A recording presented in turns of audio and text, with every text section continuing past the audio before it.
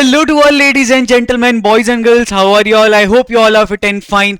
Myself Piyush Pava, your educator of cost accounting at your CMA Sarthi. My dear students, अगर आप सभी लोगों ने दिसंबर 25 में अभी अपने एग्जाम दिए हैं सीएमए फाउंडेशन के और अब आप जून 26 में देने वाले हैं अपने एग्जामिनेशंस किसके सीएमए इंटरमीडिएट लेवल के, या फिर आपने आए हैं आप सीधा डायरेक्ट एंट्री लेकर आपके सीएमए इंटरमीडिएट लेवल के लिए, तो ये सेशन आपके लिए है। माय डियर स्टूडेंट्स, मैं आप सभी को पढ़ाने वाला हूं यहां पे cost accounting at your CMA intermediate level and इसमें हमें आज की क्लास में एक पढ़ना है बेहतरीन सा टॉपिक जो आपकी कॉस्टिंग का बेस है। यस माय डियर स्टूडेंट्स, आपकी कॉस्टिंग का जो बेस है उसका नाम है क्लासिफिकेशन ऑफ कॉस्ट। सबसे इंपॉर्टेंट टॉपिक अगर आप हम बात करते हैं ना कॉस्ट शीट, वो है आपका कॉस्ट शीट। आपका सबसे इंपॉर्टेंट चैप्टर है। जैसे कि हम वो नहीं पढ़ते थे, बैलेंस शीट बनाते थे, पीएनएल अकाउंट बनाते थे, वैसे ही कॉस्टिंग के अंदर में हम बनाते हैं हमारी cost sheet and cost sheet के बेसिस पे हम अपने डिसीजंस को लेते हैं। हालांकि और भी चीजें इन्वॉल्व होती हैं, बट मैं एक आपको ओवरव्यू देना चाहता हूं क्योंकि आप कॉस्ट अकाउंटिंग से आपको मैं रूबरू कराना चाहता हूं। सो माय डियर स्टूडेंट्स, तो जो आप कॉस्ट शीट बनाते हैं ना, कॉस्ट शीट बनाने के लिए उससे पहले आपको क्लासिफिकेशन ऑफ कॉस्ट आना बहुत ज्यादा जरूरी है and hence this session is plan for you. तो चलिए बिना किसी देरी के शुरू करते हैं हमारा ये जबरदस्त सा session. But before starting to the topic, मैं उसके बारे में आपसे पहले कुछ और बातें करना चाहूंगा। वो बातें हैं सबसे पहले कि आज के सेशन में क्या कवर किया जाएगा about the subject cost accounting. Cost accounting है क्या, क्या ये कितना सीएमए इंटरमीडिएट में इसका सिलेबस है, क्या वेटेज एंड कवरेज रहने वाली है एंड क्या एक्सपेक्टेशन आप मेरे एंड से रख सकते हैं इस पर्टिकुलर सब्जेक्ट की। सो सबसे पहले मेरे बारे में जान लेते हैं। My dear students, myself Piyush Pawa, qualifications I am a CA finalist as well. Experience की बात करूं, पिछले 4 सालों से मैं अपने स्टूडेंट्स को पढ़ा रहा हूं, जिसमें मैंने जेआईबी सीआईबी स्टूडेंट्स के साथ साथ 11th 12th and CMA students को भी ट्रेन किया गया है। सब्जेक्ट्स की बात करता हूं तो मैं आपके साथ में सीएमए फाउंडेशन लेवल पे मैथमेटिक्स पढ़ाता हूं। आप सभी स्टूडेंट्स को पता होगा business mathematics as well as business statistics. CMA intermediate level पे मैं आप सभी को 2 सब्जेक्ट्स पढ़ाता हूं, ग्रुप 1 में कॉस्ट अकाउंटिंग एंड ग्रुप 2 के अंदर में एफएमबीडीए का सब्जेक्ट भी मैं ही आप लोगों को पढ़ा रहा होता हूं। चलिए अब आ जाते हैं हम सीधा, ये तो मेरे बारे में हमने जितनी बातें थी मेरे बारे में हमने वो बातें खत्म कर ली। सब्जेक्ट का जो एक ओवरव्यू था कि इस सेशन में क्या होगा क्या नहीं होगा, वो सब कुछ कर लिया। अब बिना किसी देरी के कॉस्ट अकाउंटिंग का क्या करते हैं, वेलकम करते हैं। सो माय डियर स्टूडेंट्स, जो आपका कॉस्ट अकाउंटिंग का सिलेबस है वो इन 6 यूनिट में खत्म हो जाता है। अरे वाह, अरे वाह, ये तो इजी है सर, मतलब ये 6 चैप्टर किया और हमारा खत्म। माय डियर स्टूडेंट्स, ये एक मात्र वहम है आपका। ये क्या है आपका, मात्र एक वहम है। ये आपके 6 चैप्टर नहीं है, ये आपके 6 बोलो बोलो, ये आपके 6 चैप्टर नहीं है, ये आपके 6 मॉड्यूल है एंड हर मॉड्यूल के अंदर अलग अलग चैप्टर्स निकल के आ रहे हैं एंड टोटल में हमारे पास 17 चैप्टर्स हैं। क्या टोटल में हमारे पास 17 चैप्टर्स हैं in your CMA intermediate costing. एक बार देख लेते हैं। कहता है इंट्रोडक्शन टू कॉस्टिंग जो है आपका वो 5% आता है। इसके अंदर में हमारे पास 2 चैप्टर्स होते हैं। यस माय डियर स्टूडेंट्स, इसके अंदर में हमारे पास 2 चैप्टर्स होते हैं। सबसे पहला हमारे पास चैप्टर होता है इंट्रोडक्शन एंड नेक्स्ट होता है हमारे पास क्या, कॉस्ट शीट।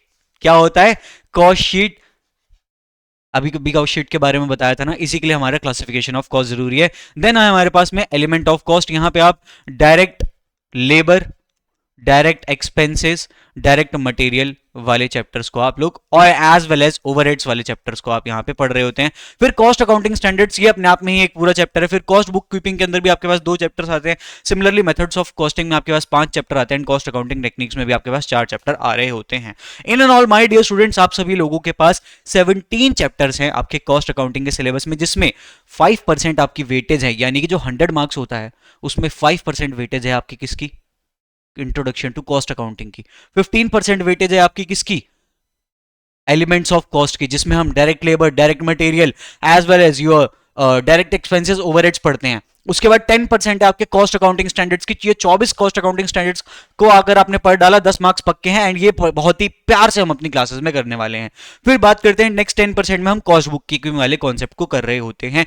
30% है हमारा मेथड्स ऑफ कॉस्टिंग एंड 30% है cost cost accounting techniques. And ये जो दोनों यूनिट है ना, ये दोनों यूनिट मिला के आपके बनते हैं 60%।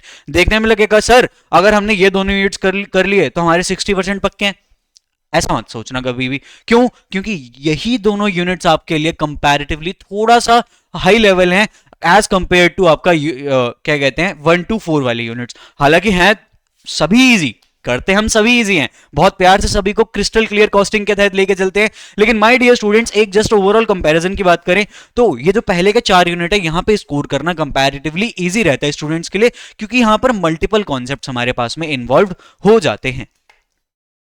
चलिए एक बार आपको एग्जाम पैटर्न से थोड़ा सा रूबरू करा देता हूं माय डियर स्टूडेंट। टोटल आपके पास 100 मार्क्स का एग्जाम आता है, 100 मार्क्स जिसमें से 30 मार्क्स आपके एमसीक्यूज होते हैं एंड 70 मार्क्स आपके क्या होते हैं, रिटर्न होते हैं। 70 मार्क्स क्या होते हैं आप लोग के, रिटर्न होते हैं। जो क्वेश्चन नंबर 1 होता है उसमें आपके 15 एमसीक्यूज जनरली होते हैं।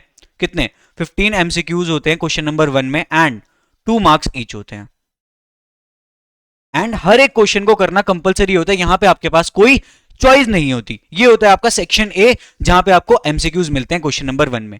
फिर आ जाता है आपके पास क्या, सेक्शन बी, जिसमें आपके पास 2 से लेकर 8 तक 7 क्वेश्चंस होते हैं। एंड मजे की बात यहीं पे है माय डियर स्टूडेंट्स, वो मजे की बात ये है कि आपको 7 में से ओनली 5 क्या करने हैं, अटेम्प्ट करने हैं। And every question is of your 14 marks, तो आप 5 into 14 जब आप अटेम्प्ट करेंगे 70 मार्क्स यहां से, 30 मार्क्स एमसीक्यू से, पूरे 100 मार्क्स का क्वेश्चन पेपर ऐसे बनता है। तो यहां पे आपके पास 7 क्वेश्चंस आते हैं जिसमें से आपको चूज करना है कि आपको कौन से 5 अटेम्प्ट करने हैं। एंड उसी चीज की तैयारी हम पूरे बैच के ड्यूरेशन में करते हैं। बैच में सिर्फ ये नहीं बताते हैं हम कि ये ऐसे हो गए ऐसे हो गए ना, ये भी बताया जाता है कि अगर क्वेश्चन ऐसे पूछ लिया तब आपको ये अटेम्प्ट करना है या नहीं करना, ऐसे पूछ लिया तब क्या करना है तब क्या नहीं करना। तो ये था हमारा ओवरऑल क्या पेपर पैटर्न। हमने इनिशियली कुछ मिनट्स लगा के सिलेबस क्या है जान लिया, पेपर पैटर्न कैसा है जान लिया, अपने फैकल्टी को जान लिया और आज के टॉपिक हमने जान लिया। तो चलिए माय डियर झल्लों, जिगर के छल्लों, अब बिना किसी देरी के हम बढ़ेंगे अपने आज के टॉपिक की तरफ, जो है आपका क्लासिफिकेशंस ऑफ कॉस्ट। चलिए माय डियर स्टूडेंट्स, जो कॉस्ट होती है ना उन्हें हम अलग अलग तरीके से क्लासिफाई कर सकते हैं। क्या कर सकते हैं? अलग अलग तरीके से क्लासिफाई कर सकते हैं। जो मेजर 3 तरीके हैं आज हम उनके बारे में समझेंगे। एक होता है आपका ऑन द बेसिस ऑफ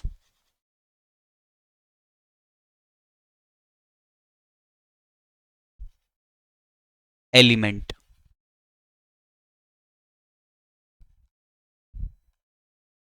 ठीक है।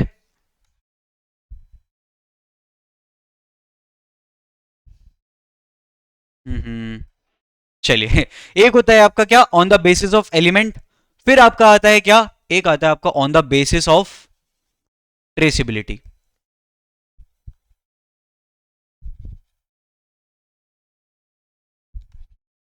एंड लास्ट आता है आपका क्या, on the basis of behaviour. Behaviour या फिर nature, on the basis of behaviour या फिर नेचर भी आप इसे कहते हैं। माय डियर स्टूडेंट्स, एक बार इसको मैं आपको ओवरव्यू दे देता हूं फिर हम सीधा प्रोसीड करेंगे। सबसे पहला आपका क्या है, on the basis of element. यहां पे हम एलिमेंट की बात करते हैं कि कॉस्ट के अंदर कितने टाइप के एलिमेंट होते हैं एंड उन जब हम एलिमेंट्स को तोड़ के कॉस्ट को समझते हैं तो उसे हम कहते हैं classification of cost on the basis of element.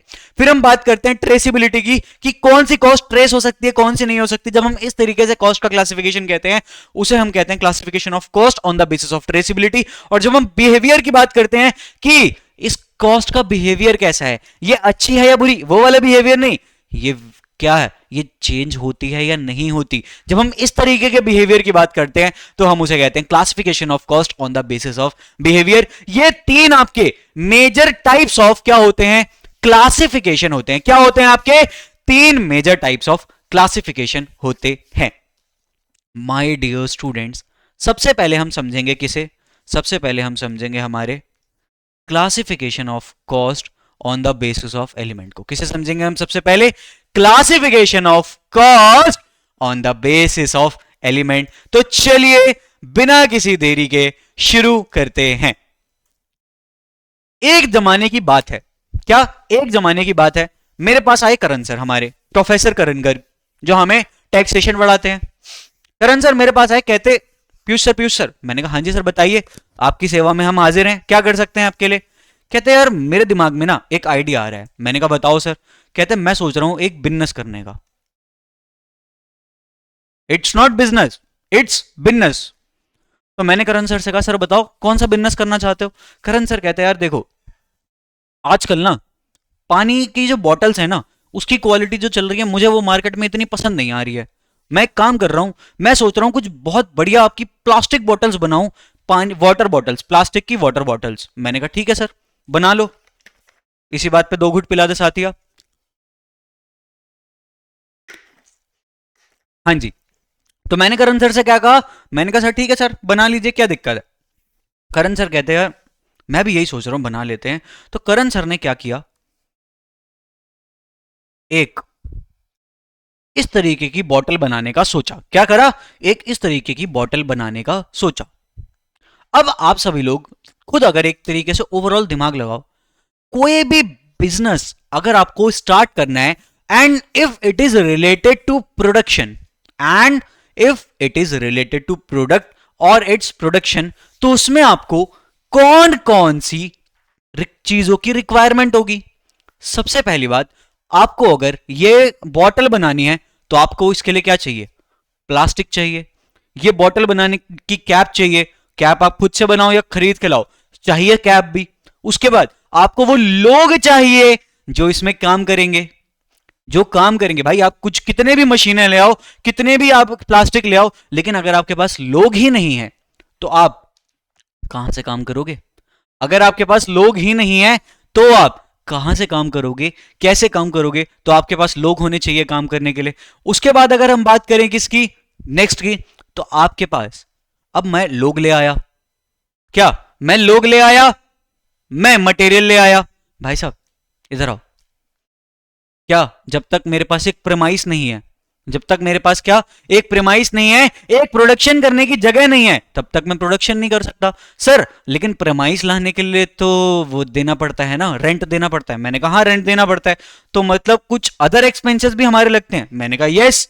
तो बेसिकली इन एंड ऑल हमारे पास 3 एलिमेंट्स होते हैं कॉस्ट के। कितने होते हैं आइए समझिए।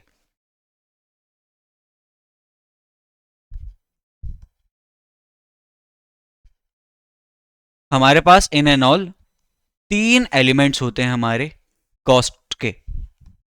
जो आपका पहला एलिमेंट है माय डियर स्टूडेंट्स, पहला एलिमेंट आपका कौन सा होता है, मटेरियल। पहला एलिमेंट आपका कौन सा होता है, मटेरियल। दूसरा एलिमेंट होता है आपका लेबर, एंड तीसरा एलिमेंट होता है आपका अदर एक्सपेंसेस। तीसरा एलिमेंट आपका क्या होता है, अदर एक्सपेंसेस होता है। माय डियर जल्लों, जिगर के छल्लों, एक बात को आप सभी ध्यान से समझना। अब देखो ये जो वैसे इसकी ओवरऑल जो डिटेलिंग है ना, वो डिटेलिंग हम अपने रेगुलर बैच में बहुत प्यार से करते हैं। जब हम कॉस्ट शीट वाले चैप्टर करते हैं वहां पे हम बहुत ज्यादा इसे डिटेल में पढ़ते हैं, बिल्कुल घुस के निकाल के पढ़ते हैं, और जो आपकी कॉस्टिंग की लैंग्वेज है वहां पढ़ते हैं। बट ये इंट्रोडक्टरी आपका सेशन है, तो इसमें मैं आपको सिर्फ ओवरऑल चीजें बताऊंगा कि ये है क्या, हल्का सा उससे आपको रूबरू कराऊंगा। माय डियर स्टूडेंट्स, आप एक बात को समझो, जब तक आपके पास मटेरियल नहीं है ना, तब तक मटेरियल आप कितने भी कुछ भी ले आओ, आप महंगी से महंगी मशीन ले आओ, बेस्ट से बेस्ट वर्क फोर्स ले आओ, जब तक आपके पास आपका मटेरियल नहीं है तब तक आप चाह के भी अपना प्रोडक्शन कर ही नहीं सकते। हेंस द प्राइमरी रिक्वायरमेंट, क्या मेरे साथ बोलेंगे, the primary requirement for the production of a product is direct material. Come on मेरे साथ बोलेंगे, the primary requirement for the production process is your direct material. Sir ये मटेरियल से direct material कैसे हो गया, जरा रुको, जरा सबर करो। माय डियर स्टूडेंट्स, जो आपकी कॉस्ट होती है ना, वो आपकी हर कॉस्ट आपकी 2 तरीके की होती है। एक होती है डायरेक्ट एंड एक होती है इनडायरेक्ट। इस ये आपका ट्रेसेबिलिटी का क्या हो जाता है, ये आपका ट्रेसेबिलिटी के बेसिस पे कॉस्ट का क्लासिफिकेशन हो जाता है। और अभी हम उन्हें मर्ज नहीं करेंगे, ये हम मर्ज हमारे कॉस्ट शीट वाले चैप्टर में करते हैं, अभी हम इन्हें अलग अलग करके ही समझेंगे। तो बेसिकली अभी आप बस इतना ही समझो, material is the primary requirement of for the production process. जब तक मटेरियल नहीं तब तक प्रोडक्शन प्रोसेस नहीं। तो ये तीन चीजें हमें समझ के चलनी है। आओ एक बार रिवाइज करें हल्का सा। करण सर आए थे, करण सर कह रहे थे मुझे क्या करना है, बिजनेस करना है, मैं ग्रीन कलर की ऐसी बॉटल्स बनाना चाहता हूं और उन्हें बहुत बढ़िया दाम में बेचना चाहता हूं। अब करण सर को क्या चाहिए, सबसे पहले करण सर को चाहिए मटेरियल, उसके बाद करण सर को चाहिए वो लोग जो आके काम करेंगे, उसके बाद करण सर को अदर भी चीजें चाहिए जिसके बेसिस पे क्या होगा, प्रोडक्शन होगा। सो माय डियर स्टूडेंट्स, सबसे पहली चीज जो करण सर को चाहिए वो है आपकी मटेरियल। सो मटेरियल के बारे में मैं आपको बता देता हूं कि मटेरियल कॉस्ट होती क्या है। ध्यान से समझो, बस सिंपल भाषा में अगर मैं बताऊं तो रॉ मटेरियल को अक्वायर करने की कॉस्ट, कम ऑन, क्या रॉ मटेरियल को अक्वायर करने की टोटल कॉस्ट ही आपकी मटेरियल कॉस्ट होती है। अब वो एक्विजिशन में क्या आता है क्या नहीं आता, वो हमारे कॉस्ट अकाउंटिंग स्टैंडर्ड ने हमें बता रखा है कि क्या क्या चीजें आपको मटेरियल कॉस्ट में इंक्लूड करनी है एंड कौन कौन सी चीजें आपको मटेरियल कॉस्ट में एक्सक्लूड करके चलनी है। क्या, कम ऑन, कौन कौन सी चीजें आपको इंक्लूड करनी है, कौन कौन सी चीजें एक्सक्लूड करनी है, इसके बारे में आपको बताता है कौन, आपका प्यारा सा cost accounting standard. And cost accounting standard ही जब आपको इसकी नॉलेज दे देता है तो वो हम समझते हैं कहां, हमारे मटेरियल कॉस्ट के चैप्टर में, जो कि हमारा हम सिलेबस के थ्रू पढ़ रहे होते हैं। So my dear students, material cost के बारे में अभी जो चीज आपके लिए जितनी रेलिवेंट है वो क्या है कि material cost is the total expense of acquiring raw materials and components needed to create a product। Sir ये कंपोनेंट्स आपके कब से मटेरियल का पार्ट होने लगे, मतलब कुछ एक बार, माय डियर स्टूडेंट्स आओ इसके लिए मैं आपको एक एग्जांपल के थ्रू समझाता हूं। मान लो एक क्या है, मशीन है, ठीक है। देखो हम सिर्फ और सिर्फ क्या करते हैं, हमेशा मटेरियल का मतलब हम ये समझते हैं, मटेरियल का मतलब मटेरियल, मटेरियल का मतलब सिर्फ और सिर्फ हमारा स्टॉक या फिर इन्वेंट्री, जो हमारा रॉ मटेरियल है जिसे हम कन्वर्ट करने वाले हैं फिनिश गुड्स में, वही हमारा रॉ मटेरियल को हम क्या मान लेते हैं, मटेरियल मान लेते हैं। लेकिन माय डियर स्टूडेंट्स, मटेरियल के अंदर आपके क्या आते हैं, मटेरियल के अंदर आपके लूज टूल्स भी इंक्लूड होते हैं एंड इंपॉर्टेंट एलिमेंट्स या फिर कंपोनेंट्स भी आपके इंक्लूड होते हैं। सर ये क्या होते हैं, आओ लूज टूल्स में आपको एक मैं ओवरऑल एग्जांपल दे देता हूं। My dear student, loose tool का मतलब क्या, जैसे कि आपकी मशीन है, मशीन के कई बार आपको क्या होता है, कोई क्या कहते हैं, पंजर होते हैं, जैसे वो आप सभी ने उसके बारे में सुना होगा ना, कील देखी होगी आप सभी ने, नट बोल्ट देखे होंगे। तो वो जब आपकी मशीन इंस्टॉल होती है ना, तो वो आपको एडवांस में अपने पास रखने होते हैं, क्योंकि यार देखो इतनी बड़ी मशीन है, उसमें इतना बड़ा प्रोडक्शन हो रहा है, एक अगर छोटा सा भी आपका इधर से उधर आपका पेच हिल गया तो आपको वो कसने के लिए आपके पास ऑलरेडी होने चाहिए, उसके लिए प्लास होना चाहिए, पेचकस होना चाहिए, वो नी क्या कहते हैं आपके पास वो कील होनी चाहिए, उसके लिए आपके पास वो क्या कहते हैं पिन भी होनी चाहिए। तो ये सारी चीजों को हम क्या कहते हैं, लूज टूल्स कहते हैं और इंपॉर्टेंट कंपोनेंट्स कहते हैं, ये भी आपके मटेरियल का पार्ट होते हैं। सो माय डियर स्टूडेंट्स, ऐसे कोई भी क्या, ये देखो यहां पे साफ साफ लिखा हुआ है, मटेरियल कॉस्ट क्या है, जो टोटल एक्सपेंस लगा है किसके लिए, acquiring raw materials and components needed to create a product is called आपका मटेरियल। जैसे कि यहां पे हमें क्या चाहिए, प्लास्टिक चाहिए, ग्रीन कलर का हमें ऐसा प्लास्टिक चाहिए to create these type of bottles, to create these type of bottles, हमें ऐसा ग्रीन कलर का प्लास्टिक अपने पास में चाहिए रहेगा। आ जाइए, इसके बाद हमारे क्या चाहिए, लेबर चाहिए। ये देखो एक, ये व्यक्ति को आप जान पा रहे हो, देखो थोड़ा करीब से देखो इस व्यक्ति को, गौर से देखिए इस शख्स को, क्या इस शख्स को आप पहचान पा रहे हो, अगर पहचान पा रहे हो तो कमेंट सेक्शन में मुझे लिख के बताना कि ये शख्स कौन है। इस शख्स से देखो काम कराया जा रहा है, कितनी गलत बात है देखो। So my dear student, basically ध्यान से समझना, अब आपको आप मटेरियल ले आए, राइट, अब मटेरियल के ऊपर काम करने के लिए आपके पास कोई व्यक्ति होना चाहिए, जो व्यक्ति काम करेगा उस पे वो एक व्यक्ति होना चाहिए। वो आपके क्या होते हैं, उसे हम कहते हैं, बोलो बोलो, वर्कर्स। उसे हम क्या कहते हैं, वर्कर्स। अब वर्कर आपके पास काम करने आया है तो अब वर्कर को आपको कुछ ना कुछ पेमेंट भी करनी पड़ेगी, आप उसे फ्री में तो काम कर नहीं सकते। अगर वो आपके लिए काम करेगा और एंड में आएगा पैसे मांगने, तो आप ये तो कह नहीं सकते कि मेरे अंगने में तुम्हारा क्या काम है। वर्कर ने आगे से कह दिया क्या कि तुम्हारे अंगने में हमारा ही तो काम है, तो अब क्या करोगे, क्योंकि वर्कर अगले दिन से आएगा नहीं, प्रोडक्शन होगा नहीं, प्रोडक्शन होगा नहीं, फिर आप रोते रहोगे। तो ऐसा क्या चाहते हो कि मतलब कोई रोता रहे? नहीं सर, एंटरप्रेन्योर तो बहुत अच्छा आदमी होता है, एंटरप्रेन्योर को तो कभी नहीं रोना चाहिए, नहीं रोना चाहिए। इसीलिए माय डियर स्टूडेंट्स, क्या जो हमारे लेबर होते हैं, लेबर को आपको जब वो आपके लिए काम कर रहे हैं ना, उन्हें आपको कुछ क्या करना होता है, कुछ अमाउंट देना होता है, और जो वो अमाउंट आप उन्हें देते हैं वही हमारी लेबर कॉस्ट होती है, वही हमारी क्या होती है, लेबर कॉस्ट होती है। तो अगर हम लेबर कॉस्ट को समझें एक बार में, तो लेबर कॉस्ट क्या है, सिंपल टर्म्स में, एक बार कॉस्टिंग की लैंग्वेज में नहीं जाते, सिंपल टर्म्स में अगर हम समझते हैं तो लेबर कॉस्ट क्या है sir, labour cost is the amount, is the total amount of benefit given to the workers.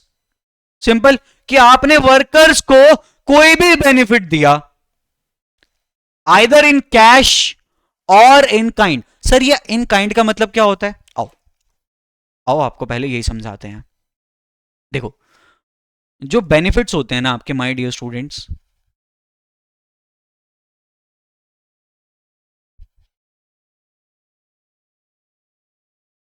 वो आपके या तो कैश और कैश इक्विवेलेंट में दे दिए जाएंगे।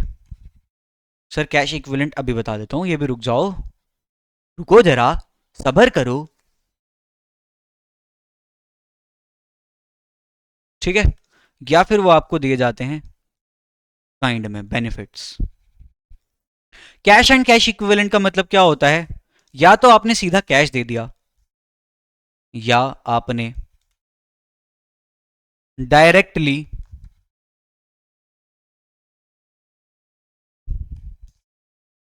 कैश दे दिया, और या हटा दो यहां से, बहुत ही गंदा लग रहा है, आपने डायरेक्टली कैश दे दिया, या और आपने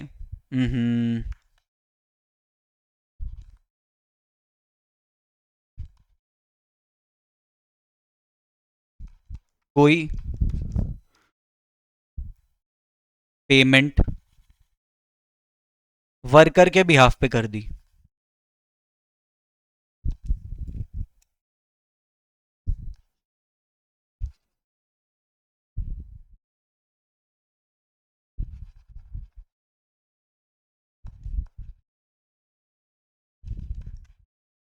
ये हम कब समझते हैं माय डियर स्टूडेंट्स, ये हम हमारे एम्प्लॉय कॉस्ट वाले चैप्टर में समझते हैं कि क्या, या तो आपने डायरेक्टली वर्कर को कैश दे दिया कि भाई इधर आओ, आप आए थे ना काम करने, एक काम करो, आपने हमारा नोट भी नहीं पढ़ा, बताओ, इतना गरीब मास्टर है, मास्टर के पास नोट भी नहीं पढ़ा, कुछ तो पढ़ा होगा, सिक्के ही है देखो। आप वर्कर आपके पास काम करने आया, देखो यही वर्कर है वो, गौर से देखो इस शख्स को, इसी वर्कर से आपको काम कराया गया है करण सर के द्वारा। तो करण सर ने इस वर्कर को बुलाया, करण सर ने कहा ये लो भाई, आपने हमारे काम किया था, ये लो 25 रुपए। वर्कर ने कबूल किए, जी मालिक। वर्कर ने ये 25 रुपए बहुत प्रेम से कबूल किए, कहते हैं जी मालिक, और वर्कर ने ये पैसे एक्सेप्ट किए और चले गए। तो या तो आपने डायरेक्टली वर्कर को क्या दिए, पैसे दिए, या फिर वर्कर के बिहाफ पे आपने कोई पेमेंट कर दी, या जैसे कि फॉर एग्जाम्पल आपने क्या किया, आपने वर्कर को कहा कि भाई तू हमारे यहाँ पे आके काम करता है ना, अब प्लास्टिक है, प्लास्टिक से आपके हेजार्डियस केमिकल्स निकलते हैं, प्लास्टिक से आपके क्या हेजार्डियस आपके केमिकल्स निकलते हैं, इन्वायरमेंट ठीक नहीं है फैक्ट्री का, तो एक काम करते हैं ना, हेल्थ इंश्योरेंस लेना चाहिए भाई हर वर्कर को। अब वर्कर्स आप एक काम करो, आप सभी एक लाइन में खड़े हो जाओ, आप सभी के लिए हम हेल्थ इंश्योरेंस प्रीमियम आपका हम पे करेंगे जितने भी ड्यूरेशन में आप कंपनी के लिए काम करेंगे। सो ये क्या किया यहाँ पे, वर्कर्स के ब्याह पे कोई पेमेंट जब कंपनी ने की, तो ये आ जाता है क्या, ये भी आपका कैश और कैश इक्विवेलेंट का ही पार्ट बन जाता है, कि ये कंपनी ने डायरेक्टली कैश नहीं दिया, लेकिन इनडायरेक्टली कैश दिया कि ये लो तुम 20 रुपए एक्स्ट्रा लो और जाके अपना क्या करो, तुम 20 रुपए एक्स्ट्रा लो और जाके अपना क्या कराओ, इंश्योरेंस कराओ, हेल्थ इंश्योरेंस। तो ये भी आपका कैश का पार्ट ही बनता है। एंड दूसरा आपका क्या होता है माय डियर स्टूडेंट्स, दूसरा होता है आपका काइंड। दूसरा आपका क्या होता है, काइंड। काइंड में बेसिकली आप क्या करते हैं, कोई एसेट देना। जब आप अपना कोई एसेट ही दे देते हो किसे, वर्कर को, के ले भाई ये एसेट रख और खुश रह, तो वो भी आपका बेनिफिट्स में क्या हो जाता है, इंक्लूड हो जाता है। जैसे कि मान लो एक वर्कर है भाई साहब, बहुत इंपॉर्टेंट वर्कर है आपके लिए, आपने कहा एक काम कर वर्कर, वर्कर इधर आ, एक काम कर, ये ले मेरी गाड़ी की चाबी, कल से मेरी गाड़ी से आना। तो आपने जब अपना एसेट, हालांकि कोई इतना अच्छा नहीं होता, लेकिन जस्ट इमेजिन याद आया?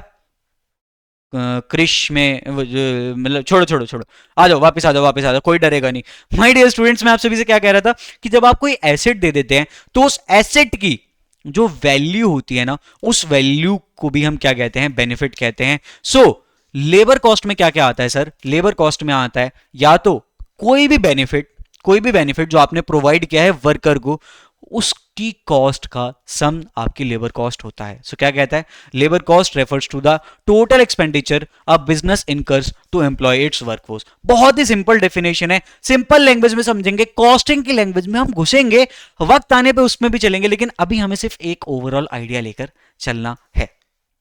चलिए नेक्स्ट है हमारे पास क्या? Other expenses. My dear student, जैसा कि मैंने आप सभी को कहा था, क्या कहा था कि भाई साहब लेबर आ गई, वर्कर आ गए, अब आपको काम करने के लिए क्या चाहिए? प्रेमाइसेस चाहिए।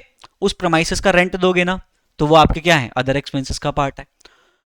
प्रेमाइसेस ले ली सर, बढ़िया बढ़िया मशीनें मंगा ली। अब ये जो बढ़िया बढ़िया मशीनें आप लोगों ने मंगाई हैं, ये बढ़िया बढ़िया मशीनों पे डेप्रिसिएशन लगेगा ना, या फिर इन पे भी रेंट लगेगा। अगर आपने इन्हें रेंट पे लीज पे लिया है तो इन पे भी रेंट लगेगा, लेकिन अगर आपने इन्हें लीज पे नहीं लिया, आपने क्या किया? खरीदी है, अगर आपने खरीदी है तो इन पे डेप्रिसिएशन लगेगा, ये भी अदर एक्सपेंस है। अब इन मशीनों को चलाने के लिए क्या चाहिए? बिजली चाहिए, तो भी एक्सपेंस लगेगा। सो माय डियर झल्लों, जिगर के छल्लों, लेबर एंड मटेरियल के अलावा और कोई भी कॉस्ट लगती है, the cost incurred apart from material and labor is known as other expense. Simple, बहुत ज्यादा सिंपल सर। तो कहता है expenses are the cost other than material cost and employee cost for the purpose of production of a product or rendering a service। एक product को बनाने के लिए या सर्विस को कमाने के लिए, एक प्रोडक्ट को बनाने के लिए, सर्विस को कमाने के लिए जो भी आपके एक्सपेंस लगते हैं apart from your material cost and employ cost is known as other expenses. My dear झल्लो, जिगर के झल्लो, ये थे आपके क्या? टोटल तीन तरीके की कॉस्ट। कितने तरीके की कॉस्ट? तीन तरीके की cost when we are concerned with the classification of cost on the basis of elements. देखिए कितनी जल्दी हमने, कितने प्यार प्यार से छोटे मोटे एग्जांपल्स के थ्रू ही हमने एक ओवरऑल बेसिक आइडिया समझ लिया, जिसके बेसिस पे आपकी पूरी कॉस्ट अकाउंटिंग टिकी हुई है। क्योंकि माय डियर स्टूडेंट, जब तक आप कॉस्ट का क्लासिफिकेशन नहीं करोगे तब तक आप अपने डिसीजंस को ले ही नहीं सकते। तो आपकी पूरी कॉस्ट अकाउंटिंग की जो नींव है, जो जड़ें हैं आपकी कॉस्ट अकाउंटिंग की, वो जड़ें किससे रैपअप हो रखी हैं? आपके क्लासिफिकेशन ऑफ कॉस्ट के इस टॉपिक से ही रैपअप हो चुकी हैं। अब हमें समझ के चलना है क्या?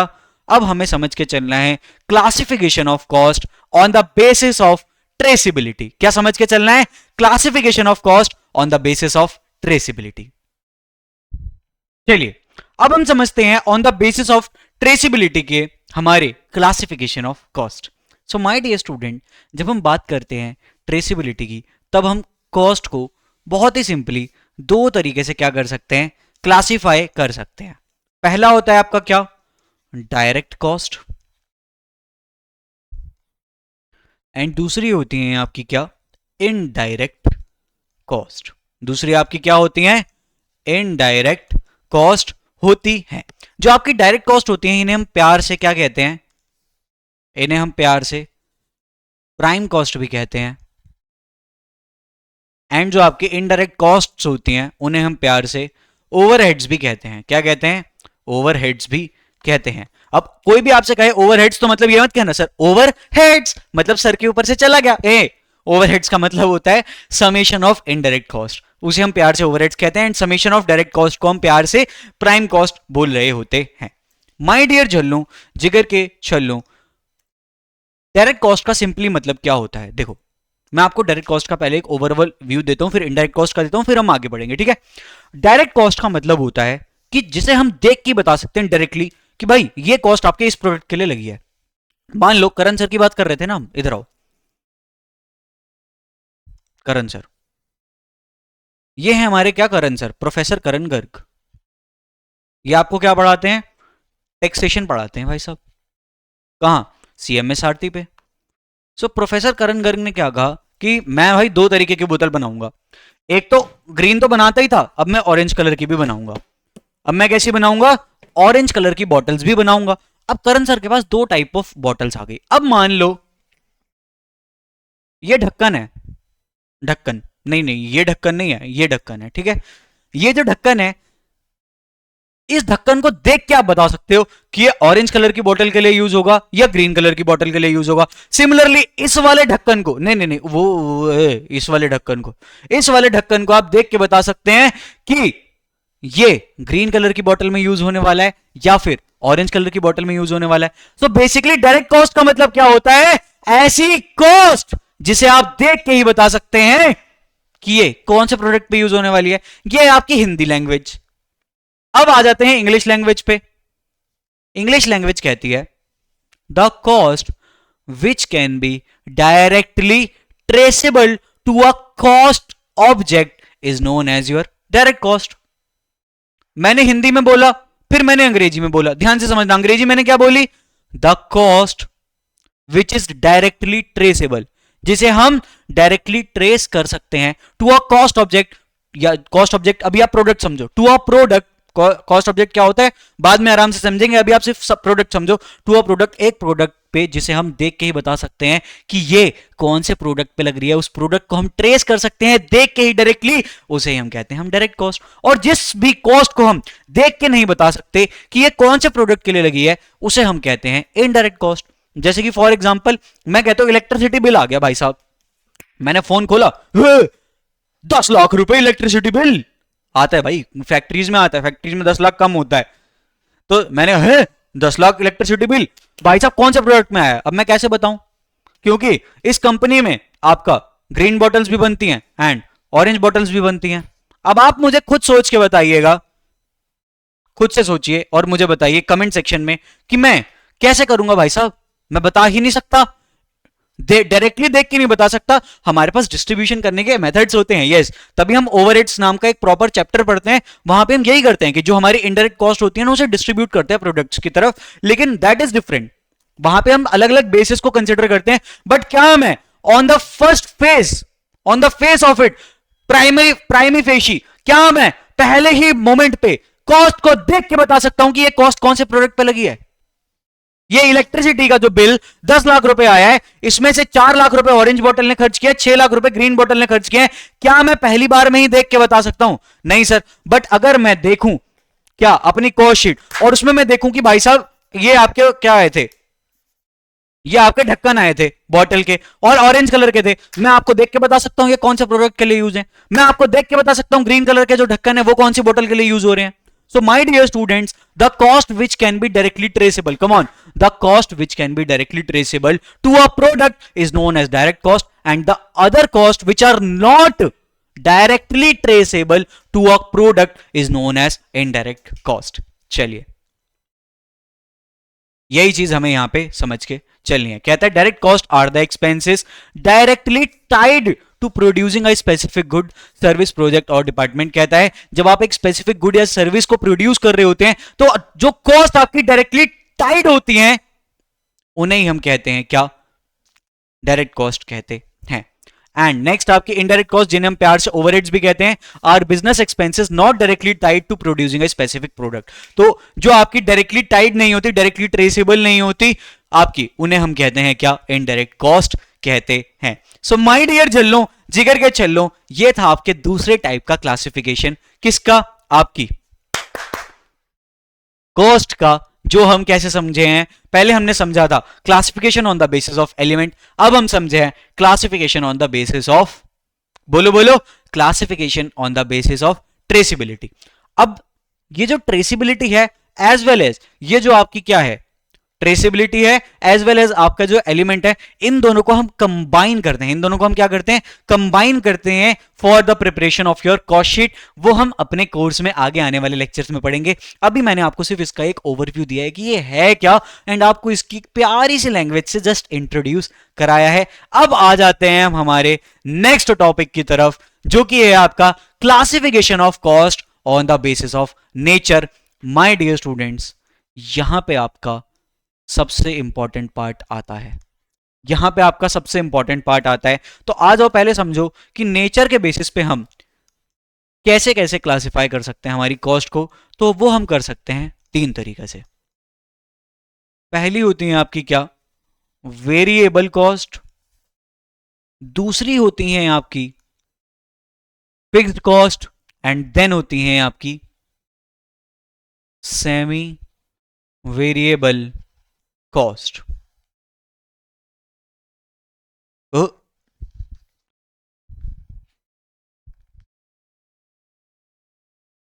चलिए आइएगा समझिएगा बात को।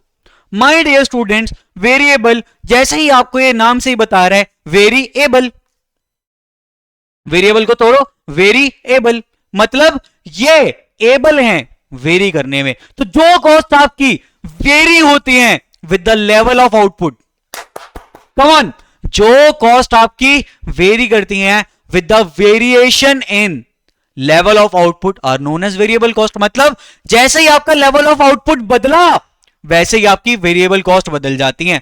तो जो कॉस्ट बदलती हैं आपके लेवल ऑफ आउटपुट के बदलने से उन्हें हम कहते हैं वेरिएबल कॉस्ट। फिक्स्ड कॉस्ट किन्हें कहते हैं?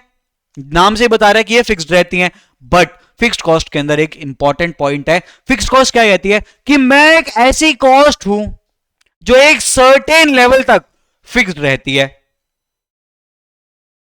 उसके बाद फिर से फिक्स्ड होती है, उसके बाद फिर से फिक्स्ड होती है। सर ये आपने क्या बोला? अभी रुक जाओ, बस मुझे अब 2 मिनट का वक्त दो, आपको मैं फिक्स्ड कॉस्ट की बेहतरीन सी दुनिया में लेके चलूंगा। फिर आती है हमारी क्या?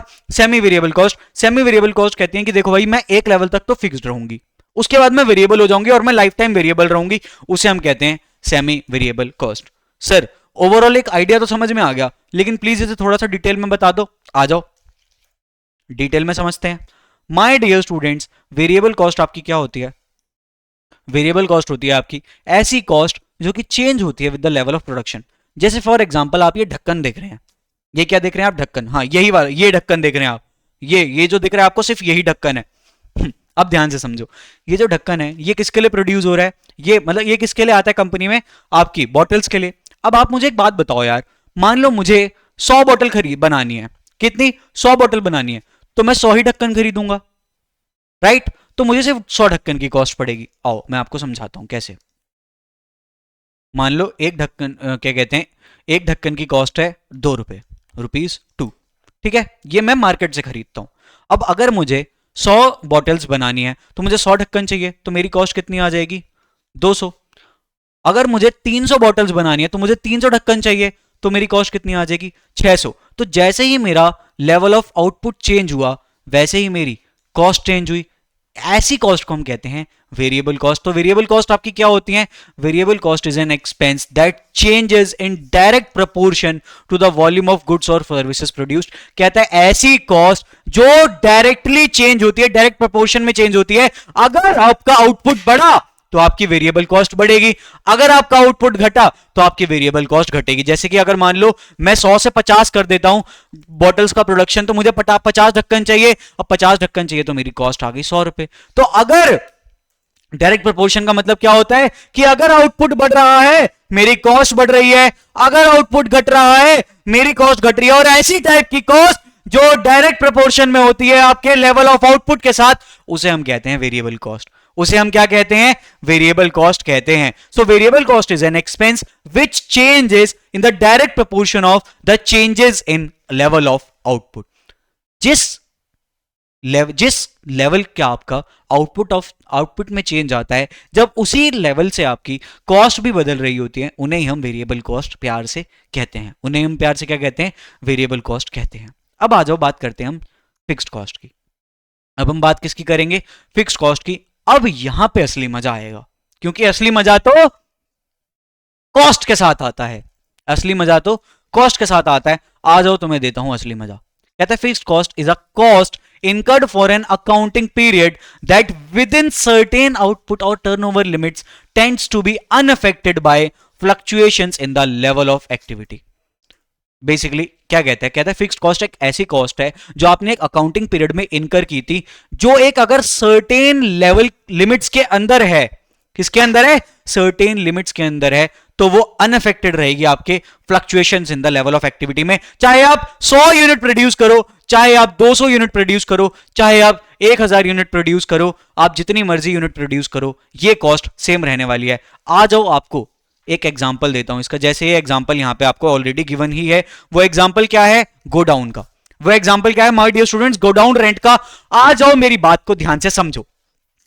भाई अगर आपको गोडाउन एक रेंट पे ले लिया आपने, अब आप 100 बोतल बनाओ, आप इसी गोडाउन में रखने वाले हो, अब आपको रेंट तो इसका देना पड़ेगा, चाहे आप 200 यूनिट बनाओ, चाहे आप 1000 यूनिट बनाओ, आपको इस गोडाउन का रेंट तो देना पड़ेगा।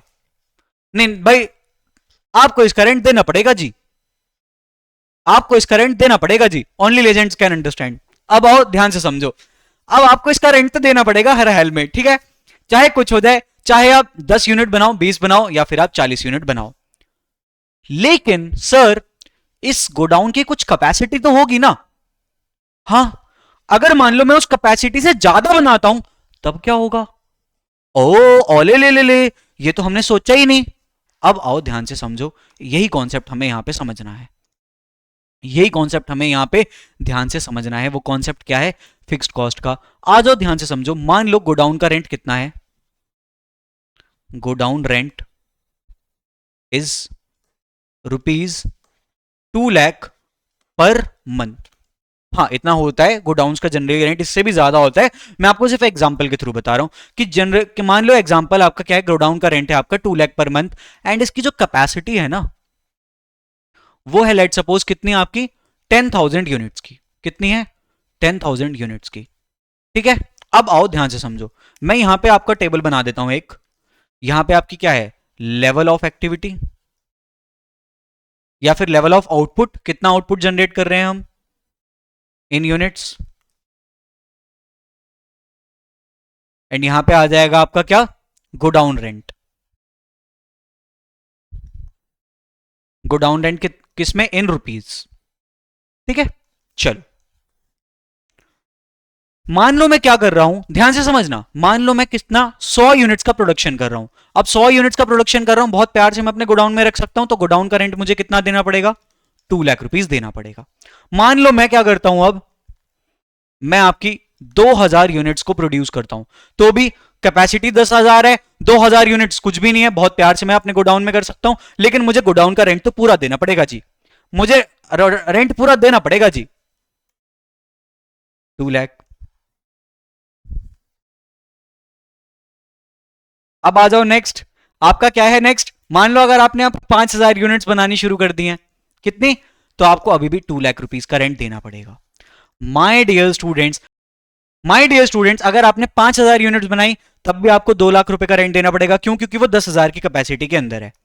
मान लो अगर आपने 10,000 यूनिट्स बनाई तब भी आपका क्या, कैपेसिटी 10,000 है, आप अभी भी गोडाउन के अंदर अपने क्या, इन आउटपुट्स को स्टोर कर सकते हैं, तो आपकी अभी भी रेंट कितना आ गया, 2 लाख रुपए। अब आप एक चीज नोटिस कर पा रहे होंगे कि एक सर्टेन लेवल ऑफ एक्टिविटी तक आप कितना भी प्रोडक्शन करो, आपकी कॉस्ट फिक्स्ड रहने वाली है। यहीं पे ये चीज, यहां पे इस लाइन को पढ़ो, कहता है विद इन सर्टेन आउटपुट और टर्नओवर लिमिट, एक सर्टेन आउटपुट की लिमिट तक आपकी फिक्स्ड कॉस्ट फिक्स रही थी। लेकिन अब मान लो हमने क्या कर दिया, अब मान लो हमने प्रोडक्शन कर दिया 12,000 यूनिट्स का। किसका प्रोडक्शन कर दिया, 12,000 यूनिट्स का कर दिया। अब ध्यान से समझो, एक गोडाउन में तो आपके 10,000 यूनिट्स आ सकते हैं, तो अब हमें यानी कि क्या करना पड़ेगा, एक और गोडाउन रेंट पे लेना पड़ेगा इसी तरीके का। अब हमें क्या करना पड़ेगा, एक और गोडाउन रेंट लेना पड़ेगा इसी तरीके का। तो हमारे पास अब क्या हो गए, 2 गोडाउन हो गए जी। अब हमारे पास 2 गोडाउन हो गए जी। अब आपकी कैपेसिटी कितनी हो गई, 10,000 एक की है, तो हमारी टोटल कैपेसिटी होगी 20,000 की। अब आप 20,000 तक जितना मर्जी प्रोडक्शन करो, आपकी कॉस्ट कितनी आएगी, 2 गोडाउन हो गए, एक की कॉस्ट कितनी थी, 2 लाख, तो 2 की कॉस्ट हो गई 4 लाख। अब देखो, अब अगर आप 12,000 प्रोडक्शन कर रहे हैं तो आपको 4 लाख देनी है, 12,000 से 20,000 तक आप कितनी भी करो आपको 4 लाख ही देनी है। तो एक सर्टेन लेवल तक जो हमारी कॉस्ट फिक्स रहती है वो हमारी क्या होती है, फिक्स्ड कॉस्ट होती है। अब देखो, ये आप 10,000 से ऊपर और 20,000 से नीचे कितना भी प्रोडक्शन करो, आपकी कॉस्ट कितनी आने वाली है, 4 लाख। आप 20,000 से अगेन जैसे ही ऊपर जाओगे, फिर 20,000 से 40,000 तक आपकी, सॉरी 20,000 से 30,000 तक आपकी कॉस्ट कितनी रहने वाली है, 6 लाख रहने वाली है। तो ये कॉस्ट फिक्स रहती है, ये वेरिएबल नहीं होती। वेरिएबल कॉस्ट आपकी क्या होती है, वेरिएबल कॉस्ट होती है जो चेंज इन आउटपुट से बार बार बदलती है, हर चेंज इन आउटपुट से बदलती है। ये चेंज इन आउटपुट से नहीं बदल रही, ये एक सर्टेन लेवल तक फिक्स्ड है, उसके बाद अगेन एक सर्टेन लेवल तक फिक्स्ड है, उसके बाद अगेन एक सर्टेन लेवल तक फिक्स्ड है, उसे हम प्यार से फिक्स्ड कॉस्ट कहते हैं। आई होप आपको ये कॉन्सेप्ट अब समझ में आ गया होगा। आई होप आपको अब ये पूरी तरीके से कॉन्सेप्ट समझ में आ गया होगा। अब हमें समझना है क्या, सेमी वेरिएबल कॉस्ट। अब हमें क्या समझना है, सेमी वेरिएबल कॉस्ट समझना है। कहते हैं एक ये जो कॉस्ट होती है इसका कुछ पार्ट आपका क्या होता है, इसका कुछ पार्ट आपका फिक्स्ड होता है, वाइल इसका कुछ पार्ट आपके लिए वेरिएबल कॉस्ट की तरह बिहेव करता है। इसका सबसे बड़ा एग्जांपल होता है हमारे पास इलेक्ट्रिसिटी बिल। आप सभी ने अगर कभी भी इलेक्ट्रिसिटी बिल देखा होगा, ओ मैं क्यों लिख रहा हूं जब मैं आपकी इमेज इसके साथ अटैच करके लाया हूं। ये देखो, मैं थोड़ा साइड हो जाता हूं, मेरे को मत देखो थोड़ी देर के लिए, इसको ही देखो ध्यान से। कहता है क्या, अगर आप देखो ध्यान से यहां पे, मैं इसे जूम इन कर सकता हूं क्या, नहीं कर सकता, आई एम सो सॉरी। ऐसे ही ध्यान दो, देखो यहां पे आपके फिक्स चार्ज भी लग रहे हैं 50 रुपीज, और आपके वेरिएबल चार्ज लग रहे हैं 4.5, और आपके क्या 4.5 रुपीज के हिसाब से आपके वेरिएबल लग रहे हैं, और आपने कितनी यूज करी है 100 यूनिट्स, तो ये आपकी क्या है 450 आपकी क्या है वेरिएबल चार्ज है। तो एक ऐसी कॉस्ट, क्या एक ऐसी कॉस्ट जो फिक्स्ड भी है और जो वेरिएबल भी है, उसे हम सेमी वेरिएबल कॉस्ट कहते हैं। और इसका हम क्या करते हैं, सेग्रीगेशन करते हैं, जो कि हम कॉस्ट शीट वाले चैप्टर में अच्छे से समझ के चलते हैं। सो बेसिकली टोटल हमारी कॉस्ट कितनी आ गई, टोटल कॉस्ट आ गई हमारी 500, जिसमें से 50 है फिक्स्ड, 450 है वेरिएबल, और उसका ब्रेकडाउन कैसे है 4.5 पर यूनिट के हिसाब से हमने 100 रुपीज पर यूनिट यूज करे थे। माय डियर स्टूडेंट्स, अब मुझे आपको इसमें एक और एग्जांपल देना है। ये आपका एक एग्जांपल हो गया सेमी वेरिएबल कॉस्ट का। सेमी वेरिएबल कॉस्ट आपकी एक और तरीके की होती है, सेमी वेरिएबल कॉस्ट आपकी एक और तरीके की होती है। आइए उसके बारे में समझते हैं। वो किस तरीके की होती है, कहती है जैसे आप कभी लोग टैक्सी में बैठे होंगे ना, वो ओला, आजकल तो ओला उबर का जमाना आ गया है, मैं आपको पुराने जमाने की बात करता हूं, हालांकि मैंने वो एक्सपीरियंस नहीं किया, लेकिन एक बार मेरी कुलदीप सर से बात हो रही थी। कुलदीप सर तो हमारे बाबा आदम के जमाने के हैं थोड़े से, वो तब से पढ़ा रहे हैं। आप कुलदीप सर को देख लो भाई साहब, इतने टाइम से पढ़ा रहे हैं, उसके बाद भी अभी भी वही पुराना वाला जोश, जज्बा और जायदाद कायम है। चलो कोई बात नहीं, आओ ध्यान से समझो। तो कुलदीप सर मुझे एक बार बता रहे थे कि कुलदीप सर एक बार गए मुंबई, कह रहे मैं मुंबई गया, मैं मुंबई के स्टेशन पे उतरा, मैं जैसे स्टेशन पे उतरा वहां पे taxi taxi taxi taxi taxi ऐसे करके लोग खड़े थे। हाँ टैक्सी ही बोल रहा हूं, TAXI टैक्सी, मैं टैक्सी बोल रहा हूं, ध्यान से सुनना। तो सर कह रहे टैक्सी टैक्सी टैक्सी टैक्सी करके सर को लोग बुला रहे थे। सर गए एक टैक्सी वाले ड्राइवर के पास, हमारे भैया के पास। सर ने भैया से पूछा कि हाँ जी भैया मुझे ना यहाँ जाना है, उस जगह का नाम क्या था मैं भूल गया, वो मेरे कहानी में बनाना भूल गया था, आ जाओ ध्यान से समझो। तो वो एक जगह कुलदीप सर को जानी थी स्टेशन से, लेट सपोज कहां जाना होगा, मरीन ड्राइव जाना था सर को। जो ड्राइवर भैया थे उन्होंने कहा सर देखो जो पहले 10 किलोमीटर है ना, ध्यान से समझना, पहले 10 किलोमीटर है ना, उसमें आपसे मैं लूंगा 100 रुपए, ये तो फिक्स्ड है। चाहे आप टैक्सी में बैठो और आगे 100 मीटर के बाद आप उतर जाओ, आपको ये 100 रुपए तो देने पड़ेंगे। आप क्या करो, आप टैक्सी में बैठो और आप 1 किलोमीटर के बाद चाहे उतर जाओ, आपको 100 रुपए देने पड़ेंगे, या फिर आप 9 किलोमीटर के बाद उतरो तब भी आपको 100 रुपए देने पड़ेंगे। ये 10 किलोमीटर तक तो आपको 100 रुपए देने पड़ेंगे। उसके बाद आफ्टर 10 किलोमीटर्स मैं आपसे चार्ज करूंगा ₹8 पर किलोमीटर ट्रेवल्ड। इसका मतलब क्या, मान लो अगर गाड़ी जो टैक्सी थी वो 20 किलोमीटर चली, तो पहले 10 किलोमीटर के 100 रुपए पक्के, उसके बाद नेक्स्ट 10 किलोमीटर के 8 किलोमीटर के हिसाब से हम पेमेंट करेंगे। तो टोटल पेमेंट कितनी जाएगी, 8 इंटू 10 80 एंड 100 180 पेमेंट जाएगी। उसके बाद समझो अगर हमें 30 किलोमीटर जाना है तो अगेन 100 रुपीज फिक्स है पहले 10 किलोमीटर के लिए। उसके बाद कितनी चलिए, 20 किलोमीटर और चलिए, 20 इंटू 8, 20 इंटू 8 कितना होता है 160, 160 प्लस 100 कितना होता है 260। सो बेसिकली आइडिया क्या है यहां पे माय डियर स्टूडेंट्स, यहां पे आइडिया ये है कि ऐसी कॉस्ट जो पहले एक सर्टेन लेवल तक फिक्स्ड होती है, यहां तक ये फिक्स थी, उसके लेवल के पहुंचने के बाद ये वेरिएबल हो जाती है कंप्लीटली। तो ऐसी टाइप की कॉस्ट को भी हम सेमी वेरिएबल कॉस्ट कहते हैं। एंड यहां पे वही चीज है, कहते हैं a part of cost these cost remains fixed while other part behaves as variable cost। ऐसी टाइप की कॉस्ट को हम सेमी वेरिएबल कॉस्ट कहते हैं। ये भी आपकी सेमी वेरिएबल कॉस्ट है इलेक्ट्रिसिटी वाली, कि एक फिक्स चार्ज तो आपका लगना ही है, चाहे आप 0 यूनिट कंज्यूम करो। हमसे पूछो ना, हम ग्रेटर नोएडा वालों का दुख, हमसे पूछो भाई साहब आप एक भी यूनिट खर्च मत करो, उसके बाद भी आपको 700-800 रुपए देना पड़ता है फिक्स चार्ज के तौर पे। हमसे पूछो दुख क्या होता है इलेक्ट्रिसिटी बिल का, तो आप चाहे फ्लैट में नहीं भी हो ना, तब भी आपको वो 700-800 रुपए तो देना ही पड़ेगा, फिक्स चार्ज है वो। उसके बाद हर 1 यूनिट जो आप खर्च कर रहे हैं उसका वेरिएबल चार्ज आपको लगता है, देन आपका फाइनल इलेक्ट्रिसिटी बिल आ रहा होता है। माय डियर जल्लो जिगर के चल्लो, इसी के साथ आपका classification of cost on the basis of nature या फिर बिहेवियर भी हो जाता है समाप्त। And with this my dear students, आज की क्लास यहीं पर हम एंड करते हैं। माय डियर झल्लो जिगर के छल्लो, मैं उम्मीद करता हूं आपको आज का सेशन पूरी तरीके से समझ में आया होगा, एक एक कॉन्सेप्ट में मजा आया होगा। एंड अब मैं आप सभी से मिलूंगा अगली नेक्स्ट सेशन में, जिसमें हम एक और टॉपिक को सिंप्लीफाई कर रहे होंगे हमारे सीएमए इंटरमीडिएट लेवल के लिए। जाने से पहले आप सभी को एक चीज मैं बता देता हूं, my dear students, early bird offer हमारे सीएमए सारथी पर चल रहा है, जिसमें आप रिजल्ट तक की वैलिडिटी ले सकते हैं एक 999 रुपीज की पेमेंट करके। इसके रिगार्डिंग हमने एक लाइव सेशन लिया था। आप सीएमए सारथी के यूट्यूब चैनल पे जाइए, लाइव वाले टैब में आपको सारी डिटेल्स उस सेशन में मिल जाएंगी। फॉर मोर डिटेल्स आप हमारी टीम को इस नंबर पे कांटेक्ट कर सकते हैं या फिर हमारी वेबसाइट को विजिट कर सकते हैं। मैं आपको एक बार अर्ली बर्ड ऑफर के बारे में फटाक से बता देता हूं। 999 में आपको रिजल्ट तक की वैलिडिटी मिल जाती है सभी बैचेस की। एंड आफ्टर दैट जब आपका रिजल्ट आएगा तो आपको ये 999 तो आपके सेट ऑफ होंगे ही होंगे, साथ ही साथ आपको एडिशनल 500 या फिर 750 डिस्काउंट मिल रहा होगा अगर आप सिंगल ग्रुप या फिर बोथ ग्रुप चूज करते हैं। एंड साथ ही साथ हम लोगों ने आपके लिए कुछ स्कॉलरशिप भी सोची है अपने स्टूडेंट्स के लिए, जो आप हमारे सीएमए फाउंडेशन में अच्छे स्कोर करेंगे उनके लिए हमने स्कॉलरशिप भी सोची है, वो भी हमने उस सेशन में आपके लिए अनाउंस की थी।